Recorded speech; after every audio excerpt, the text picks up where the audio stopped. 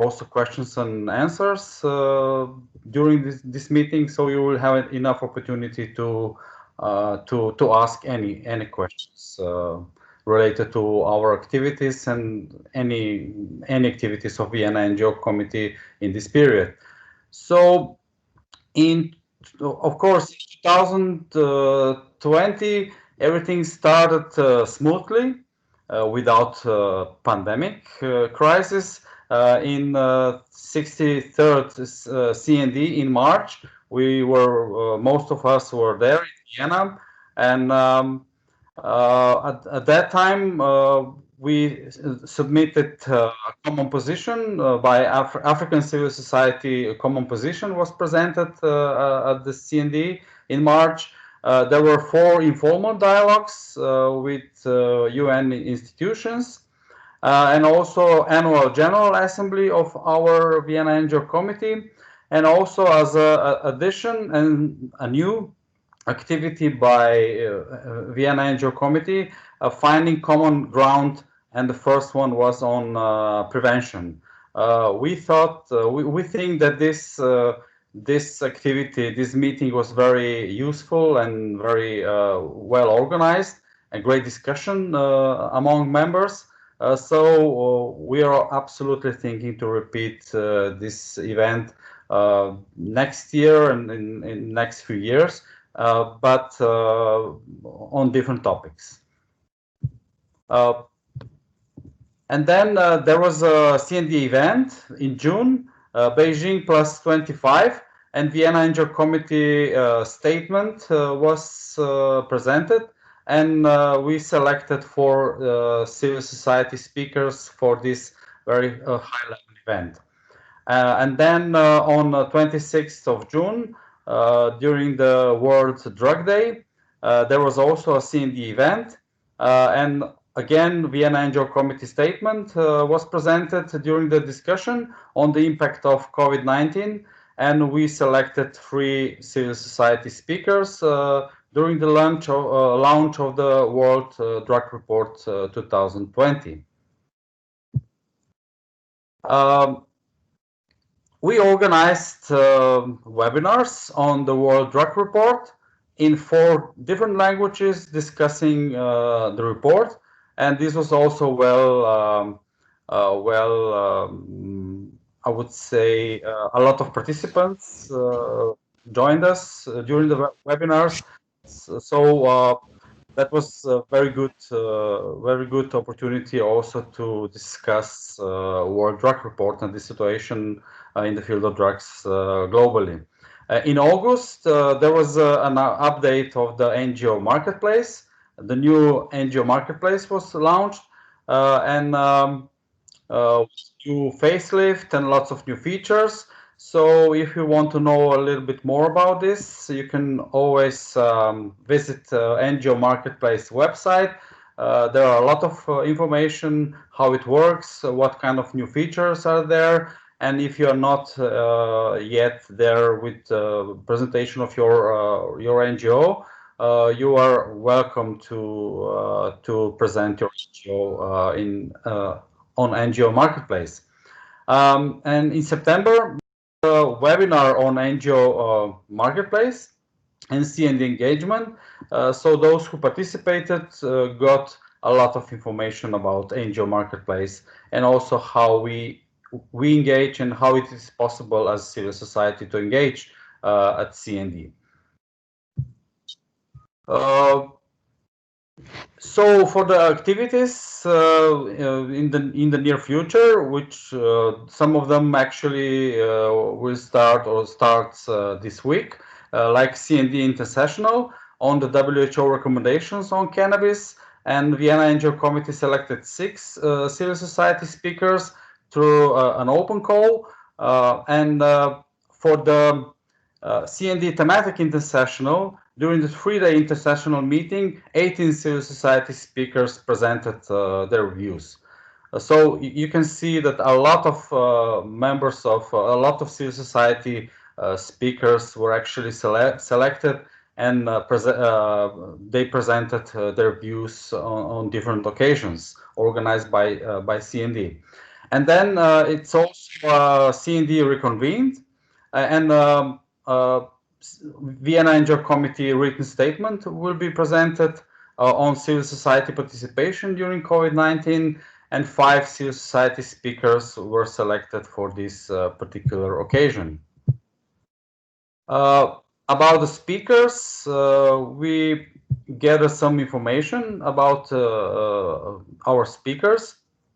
And as you know, the selection criteria was used to select the speakers for every occasion, like relevance of the abstract, expertise of the applicant, range of different views, so the balanced views by civil society organizations.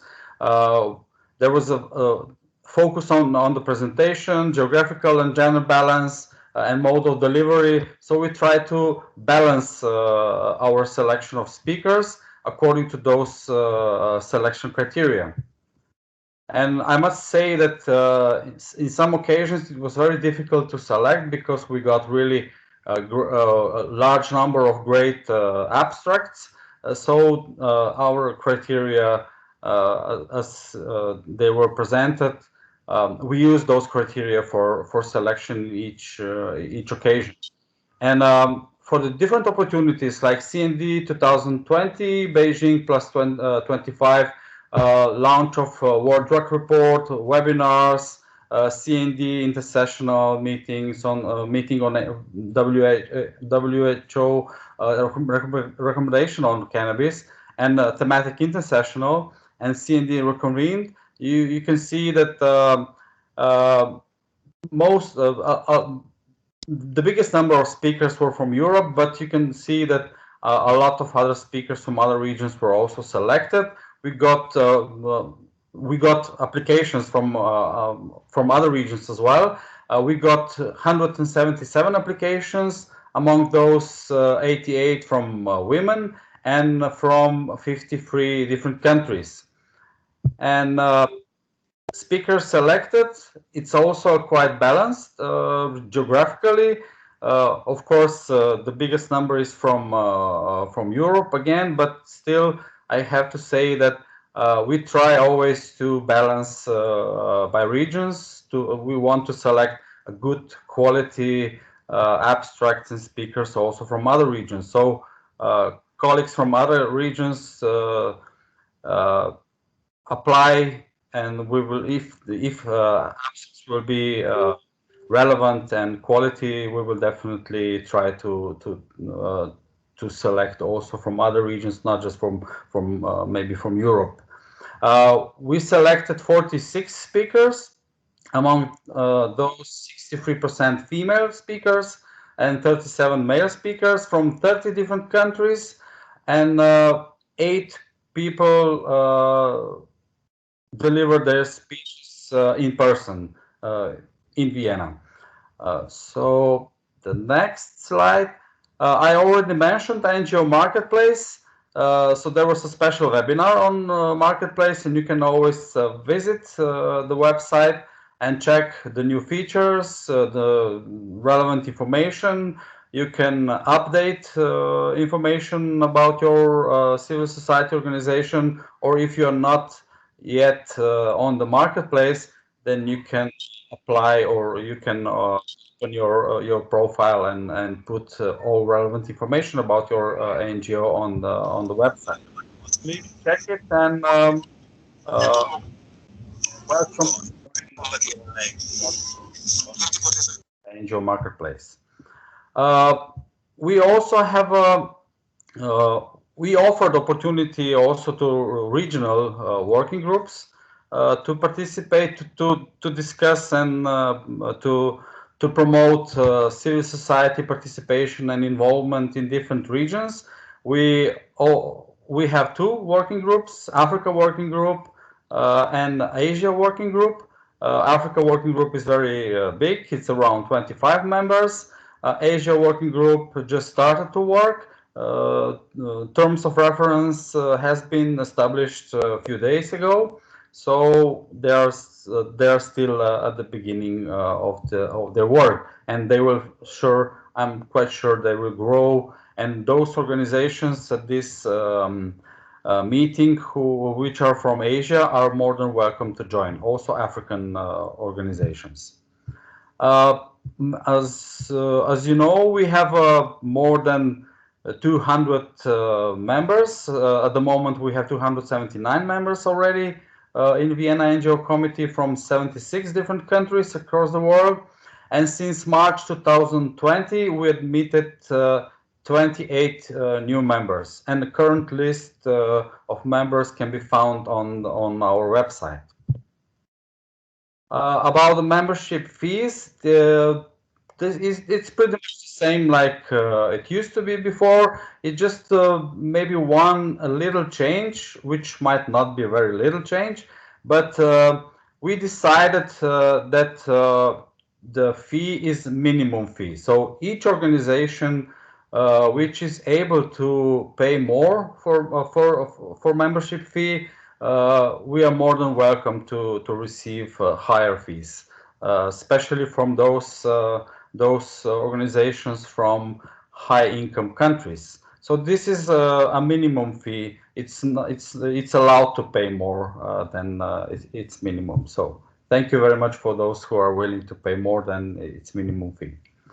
About the budget, it's, you know, the situation with coronavirus is something which has influence on our budget. We are not able to travel, we are not able to meet in person, so that's the reality. So we are not spending as it was planned, and there is still a lot of money available for the future, and I'm sure we will have enough opportunities in the future to spend this money. So maybe Jamie, if you want to add something regarding the budget. No, I mean, I think we in terms of membership fees, we're broadly on track for this time of the year. And yeah, as you say, Matej, it's just been I think a lot of people on this call will be familiar with this challenge. It's just not been a year where we can spend money on travel and board meetings and other travel to Vienna as we normally would plan. The other thing I would just say is that we always budget for the salary for Sarah Perker, who's our program officer in Vienna. And we're really grateful to the UNODC civil society unit that this year, as in previous years, they have actually been able to cover her salary in full, which has been obviously incredibly important to us as a committee. We're one of very few NGO committees that actually has a paid staff member, and it makes us the envy of other NGO committees in Vienna, and we are very, very grateful for having Sarah on board. So again, that's why you'll see no expenditure under salary costs there. So yeah, nothing much to add really, Matej. I think you've covered it really well. Thank you. So if I just yeah, so that's the end of that quick presentation. So there's a quick opportunity now if anyone has any burning questions. I see our colleague from Albania has their hand raised. Endrit Reka, Albania, do you want to unmute your microphone and ask a question, if you're able to do that? Or alternatively, anyone, please feel free to submit a question in the chat as well, and we'll be happy to answer. Please go ahead. Okay, thank you, Jamie, and thank you for this opportunity, first of all, and thanks to Mate for all the introduction of their work. And I'm using this opportunity to urge other civil society members to use NGO Marketplace, which is really good.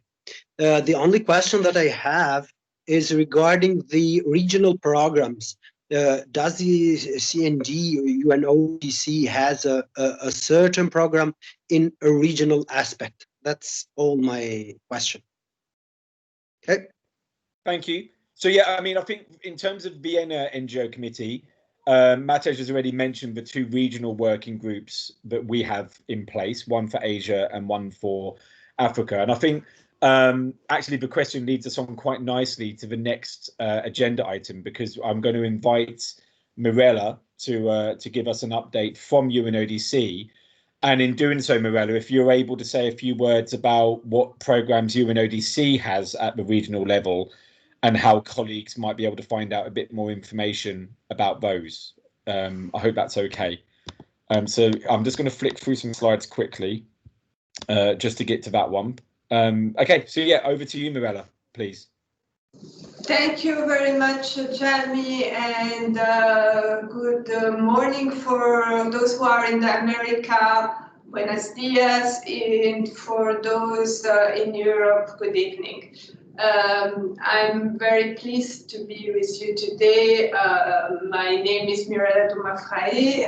I'm heading the civil society unit in UNODC headquarters, and we are both here with Sarah in a kind of hybrid format, just to make sure that we don't forget completely about the existence of the building here, which even if we are in a lockdown has been functioning and will be functioning in the coming days, because as you know, there is the reconvened session of the CND and the CCPCJ.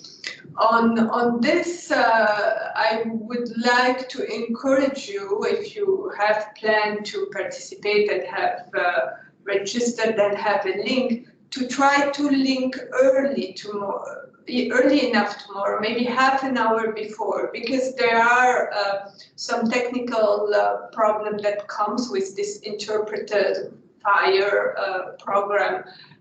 It is a bit complex and it doesn't go in one go, so you have to go through two steps, and this is a little recommendation that I would like to start by mentioning.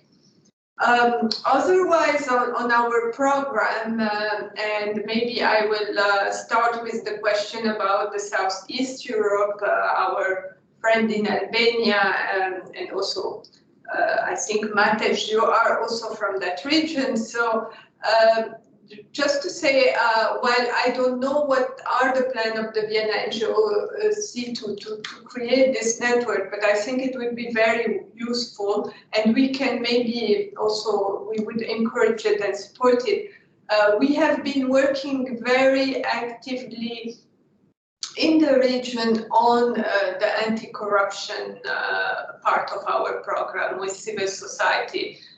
Even encouraging a lot of civil society who works on the drug issue to participate in our workshop on the UN Convention Against Corruption because of the cross-cutting link, as you know. I mean, trafficking, drug trafficking, corruption.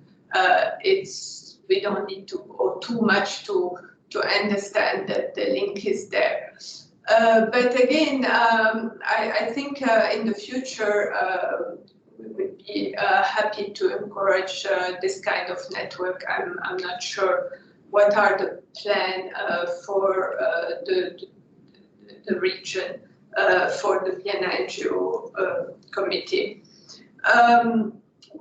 I also take maybe the opportunity to mention that we have started working very actively in Central Asia, also on the anti-corruption portfolio. Uzbekistan was hosting last week a workshop for the region on the UN Convention Against Corruption and its review mechanism. It is, again, I think a region where not many NGOs work on drugs, so it is probably an opportunity to encourage and have more members from that region into the Vienna NGO committee. And I'm very happy. I mean, I know that Jamie will mention it later, that the three umbrella organizations with whom we work at UNODC are working now very closely together. They have recently even wrote to our executive director together. So these cross-cutting activities that are mentioned here, that I have, like I could say more about it, are definitely there, and the issues for civil society and being sure that their voice is heard, being sure that they can participate, especially in this difficult time with the COVID and the limitation for everybody. I mean, again, don't forget that member states are encountering exactly the same problem that you have, that while it's true, it allows more people, like today, anyone can easily participate, but at the same time, the slots for speaking or for intervening are limited, and also the technology is not always available for everybody, and nothing can replace the in-person meeting. This I have really to say, because while we are all trying our best to cover a gap, we cannot travel, or we cannot travel easily, but we have to live with it until the vaccine makes his effect, I would say. Nevertheless, this hybrid format has been functioning. We had the Conference of the Party of the UN Convention Against Transnational Organized Crime that took place in last October, with the in-person participation of civil society and also online. I know it can not always be the best because of the timing, and some who wanted to speak from Australia had to wake up very early, but this is a bit the reality. We are doing our best, and actually the Secretariat has been doing its best to try to adapt to the need of everybody. Speaking about UNTOC, I want also to mention that UNODC, our unit has a project which was launched in September 2019, and is aimed to equip non-governmental stakeholders to participate in the review mechanism of UNTOC. UNTOC has adopted last October a review mechanism which include a kind of constructive dialogue with member states, but obviously there is a need of preparation, and we are working on this project. I know that Billy is also here on the line in case there are more questions. There has been already 3 regional training, and there will be an online also training possibility. Otherwise, on the drug, I'm sure you are in contact with the branch, our substantive branch, which is now headed by Andres Fingerwood, considering that Gilberto Gerra has retired. I'm saying that because, you know, like the last time we met was during the CND last March, and this was Gilberto was still here, and Andres Fingerwood, who had another capacity, he was heading the Secretariat of INCB.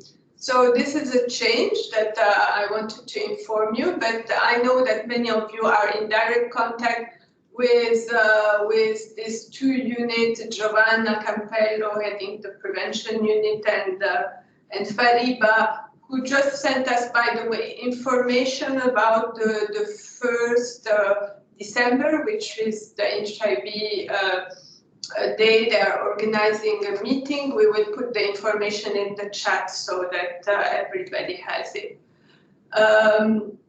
I think I will stop here so that we can have the opportunity for question or answer. I know also that in the program, I mean, we have switched a bit, but Jamie will say more about the CND, that will take place next April, more exactly from 12 to 16 April 2021.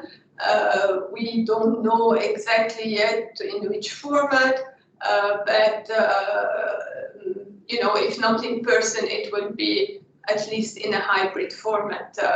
Let's hope for the best. So I'm here for any question. Please feel free. I'm here also for another half an hour, but yeah, I leave it to the chair to decide when you want to take now the issue of the CND, and then we have together the question answer as you want. Or you, Sarah, you wanted also to add something? Sorry. She's good. Yeah, exactly. Just two things. There were a couple of questions regarding the NGO marketplace in the chat, and if it has completely replaced the old UNODC database that there was on drug NGOs, and if there is any way of kind of those NGOs that were in the old database to be transferred to the marketplace. As I answered in the chat, the UNODC database that was on the UNODC website had to be taken down, I think 1 or 2 years ago, due to security concerns from IT, because the database was just very old and not up to current standards. That was also when the NGO marketplace project kind of kicked off to kind of find a replacement for this database, but also to improve upon the old database. And those NGOs that were in the old database are very welcome to sign up on the NGO marketplace. It takes 2 or 3 minutes to kind of complete the profile, and then you can add on a ton of information that you want to share.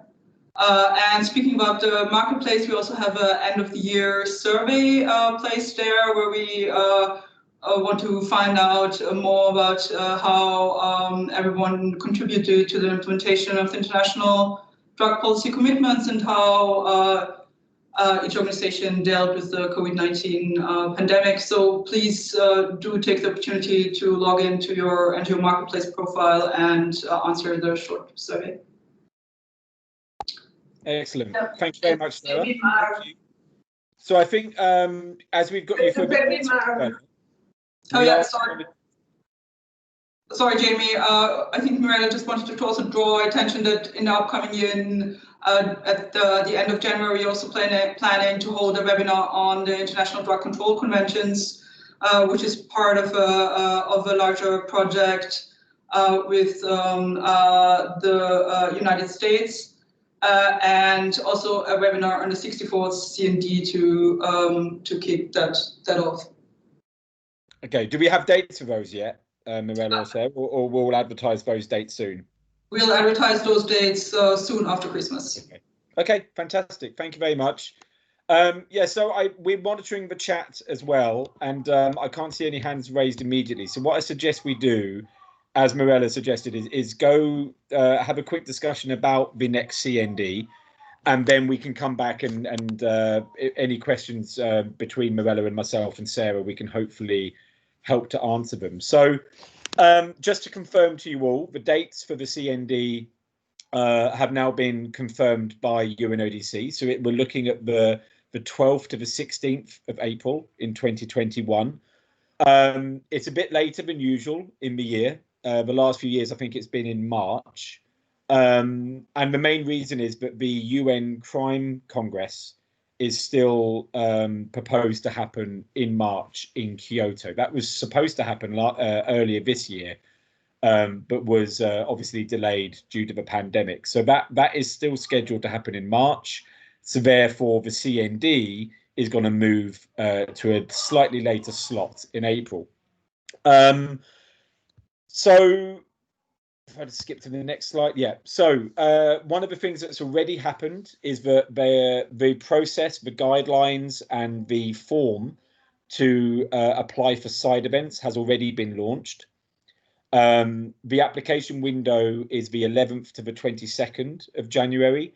I do, strongly suggest if you're planning to submit a side event, to spend December putting it together, and then try and make sure it's ready for the 11th of January, because these side events, decisions are made on a first come, first serve basis. So the sooner you can get your application submitted, the better. But NGOs can lead on one side event each. You can co-sponsor as many as you like.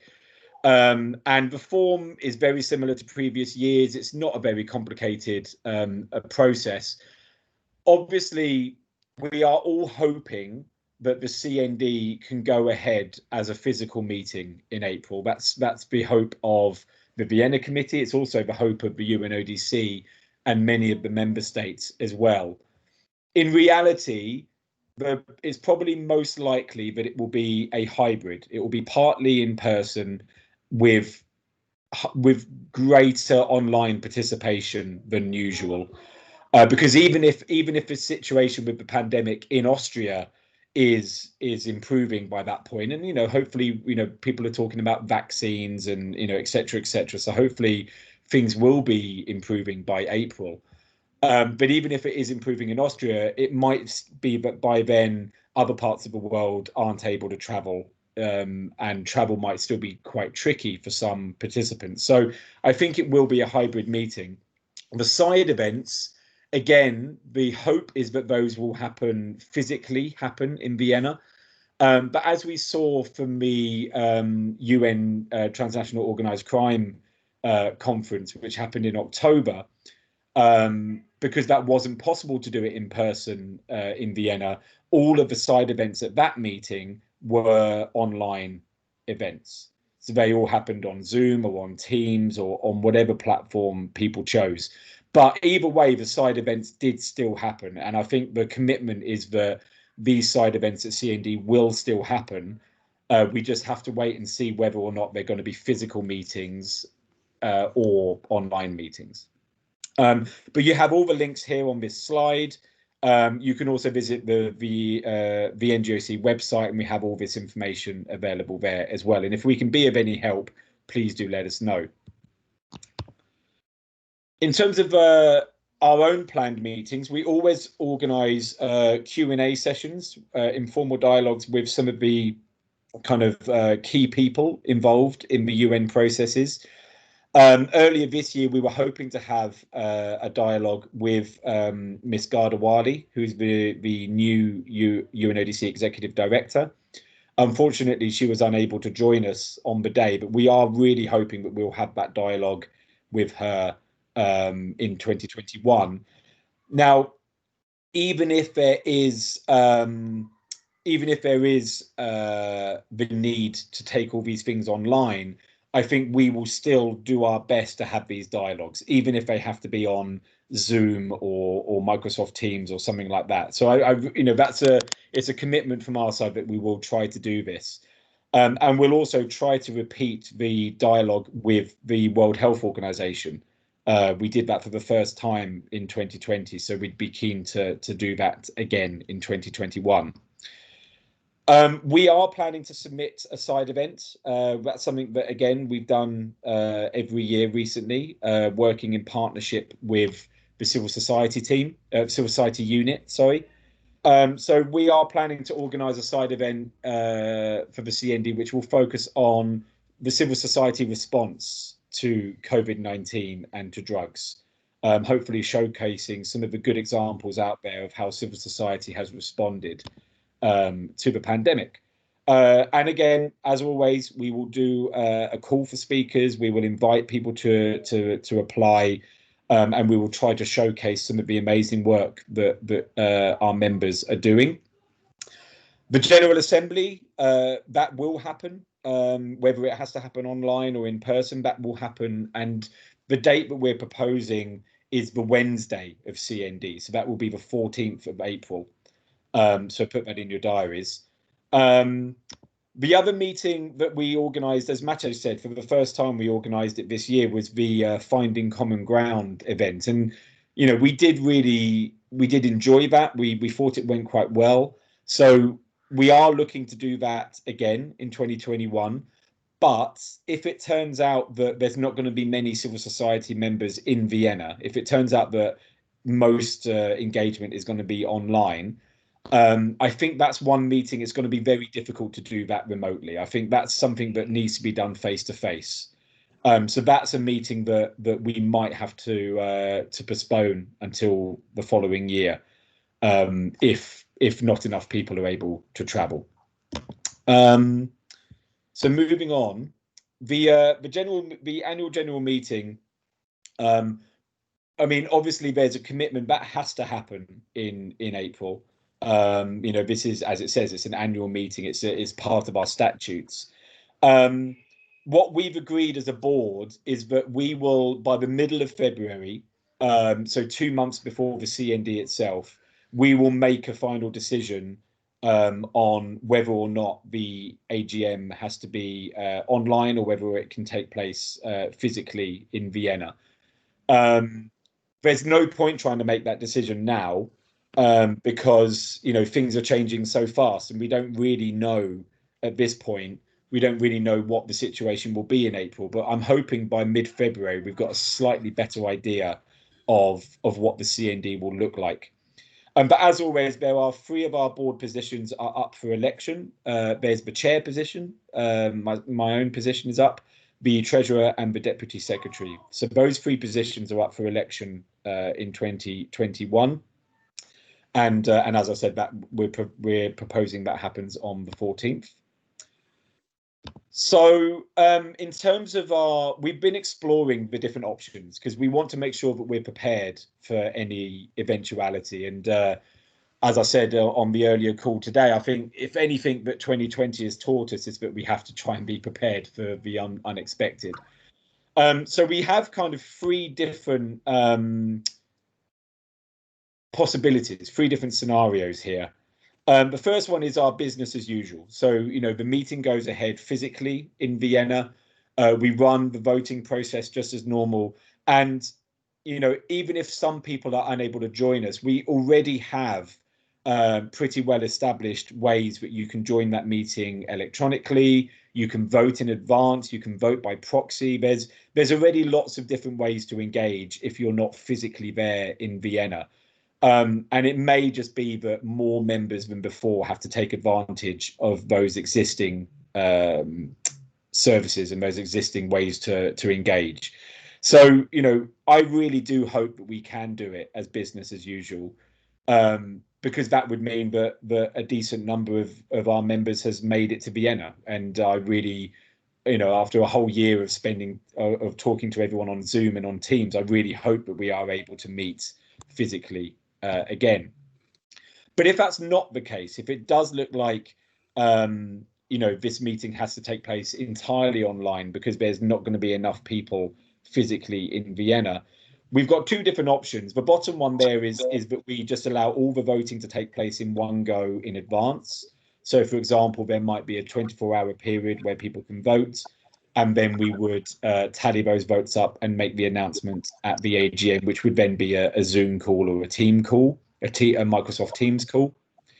And the third option there on the right is that voting would take place in advance again, but then it might be stacked. And by that, what we mean is that there's currently something built into our statutes whereby we vote for each position in turn.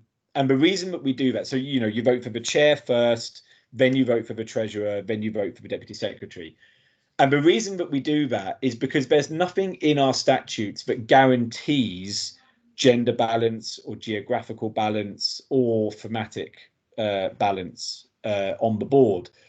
And so, for example, by doing it one by one, if let's say if a woman, a female candidate wins the chair vote, and then a female candidate wins the treasurer vote, it might mean that people want to, you know, vote for a male candidate for the 3rd position, or vice versa. Or if the first 2 positions are won by Europeans, then it might make people more likely to vote for someone from a different region in that 3rd position. So doing it in that stacked or staggered way allows people to take into account the previous results in order to try and make sure there's a good balance on the board.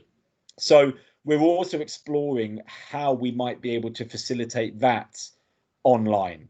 If so there might be a particular voting window for one position, and then that would close and we'd make the announcement, and then a voting window for another position, and so on. So we're exploring those options. Again, we don't have to make a decision now. I don't think that would be the right thing to do. We're going to try and have everything. We're going to try and make a decision by the middle of February. But I do look forward to your comments and any suggestions that you might have about those options, and perhaps even around what the threshold might be in terms of when we decide that business as usual is not going to work this year. So that was all I really had to say about the CND. It is a tricky one because we don't have any answers yet really about what the actual meeting itself is going to look like, and I think we have to wait until the new year for that. There is a CND meeting taking place later this week, the reconvened CND, which is on Wednesday, Thursday and Friday. And that is almost entirely an online meeting. And civil society will be able to watch it on a webcast. EcoSoc registered NGOs can also apply. And as Mirella said, the strong suggestion is that you try to register as soon as possible, because it can be quite a long-winded process. So that's entirely online, with the exception of the actual vote on the WHO recommendations on cannabis and related substances. That's going to be on the Wednesday, and the vote is going to happen live in Vienna in person. But again, we'll be able to follow it via webcast online. So we'll just have to see how that works as well. It'll be the first time that we've used this new platform. I think it's called Indico or something like this. So it'll be the first time we've used it, and we really do appreciate any feedback that you have after the event, because we've been working very closely with the CND Secretariat to try and address people's concerns and to try and make sure that access is as good as it can be. And I have to say, throughout the year, the Secretariat have actually worked really hard to facilitate access wherever that's been possible. So we do appreciate their ongoing support. So I'll stop there. I think it's as good a chance as any to ask if there's any questions, particularly any questions about the CND that's coming up. But also this is an opportunity to raise any other business that you might have, any other updates that you may have. I encourage you to raise your hand on Teams. There's a little function, a little hand icon at the top of your screen. And then we can, a good opportunity just to let us know any comments that you have, or any questions, or any concerns. Over to you all.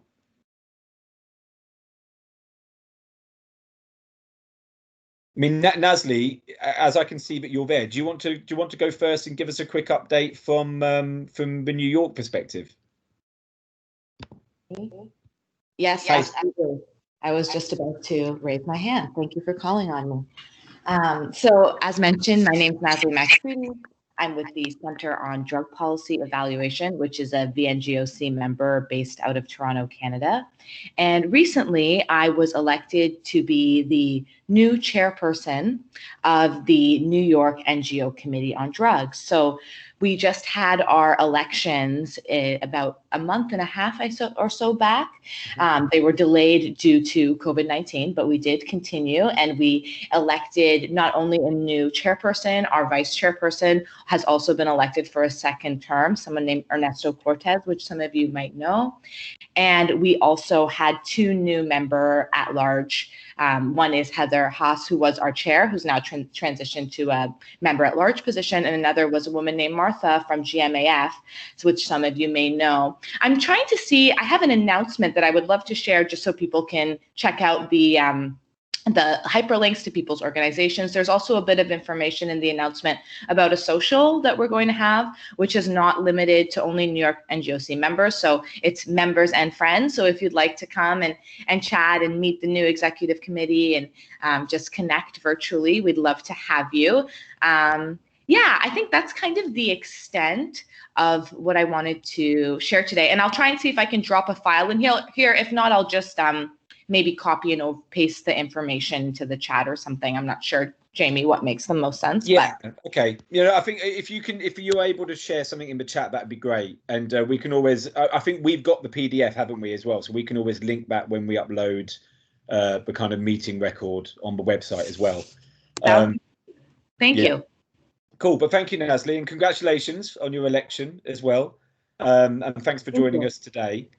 And also, just from my side, actually updating on some of the other NGO committees, because as the Vienna NGO committee, we do try and work as closely as we can with the other NGO committees, both on drugs and the other committees that are based in Vienna and elsewhere. And on that, the Congo, which is the Conference of NGOs in Consultative Status with the UN. So in many ways, Congo is across all sectors, and it's like the umbrella for all the NGO kind of committees that are out there.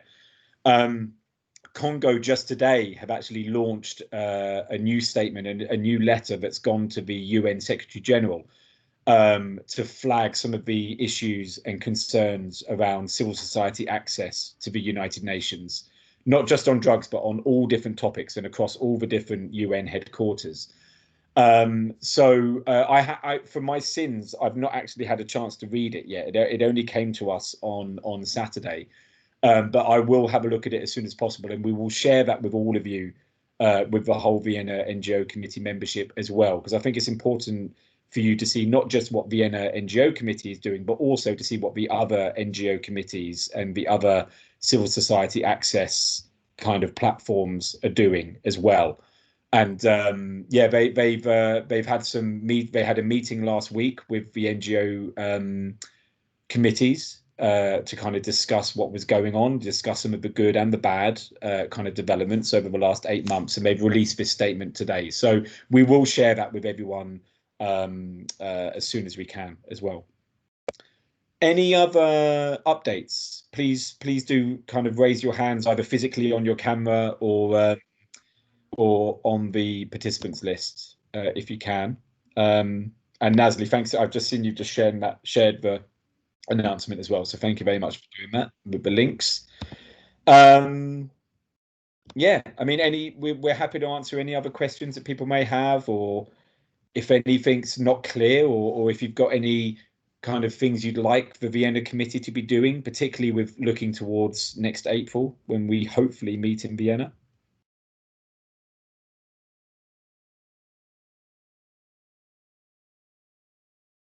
No. Okay. Well, I mean, you know how to reach us. If there's ever any questions, we're at info@vngoc.net. I hope the session's been useful and gives you a kind of update on what we've been doing as a VNGOC board. It's always lovely to see your faces, and thank you to everyone who's joined us. We'll put up the slides, and everything else will go up on our website, so you can have access to those as well. And we'll be back in touch probably early in the new year. Once we've got a bit more information about the CND, we'll look to organise some webinars or another members meeting at that time, just to make sure that everyone's up to date with what's going on. But in the meantime, enjoy the rest of your day, whether it's the evening or the morning or the afternoon, wherever you are around the world. Thank you for joining. Thanks, Matej, for your presentation, and Mirella for joining us as well. And as always, thank you, Sarah, for putting this all together. And yeah, we look forward to hopefully seeing you soon, and stay safe. Bye, everyone.